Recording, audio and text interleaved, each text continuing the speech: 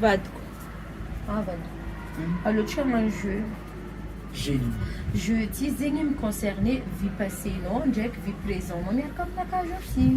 Ça fait mal quoi? Non, za tsy mampimaly vadiko. Za mi-pose question dia anao mamaly. Za zay tsy maly S'il te plaît, za tsy raha malo aminao.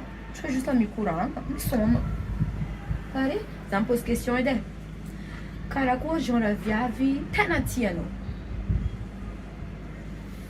Taifiny, malemy volo,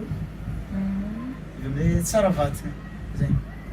Ke za zegny makoa volo, tay-botra, ratsy vatagna, nagnino fo niarahanao?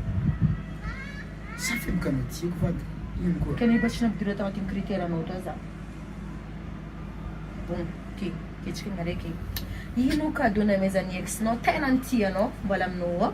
Ino cadeau namezako anao tena ny tianao mbola aminao? Le cadeau namena ex-naka casquette. Casquette. Le namenao zany zay caleçon.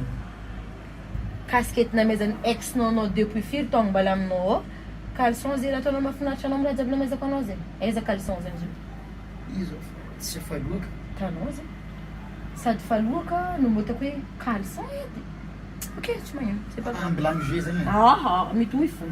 Azo mahay mandoky ex-nao sa za? Ex-naka. Za zegny va mitapy masoaro ndraiky motro mafana ao igny mandoky an'igny hoanao sanandro tsy mahay mandoky. Anao fa olo ti-pose question zay. Ya, boka fa réponse-nao boka ataovy mahafa-po za e. Azovy tsaratsara ex-nao sa za? Ano? Voilà. Azovy mahay mitritrika ex-nao sa za? Anao? Karaha forcenao fo ndraiky izy. Fa izy marigny volaniko. Azovy mahay mikarese ex-nao sa za? Mbola anao fo. Anao koa anao malemy volo, anao tegna tsara vatana.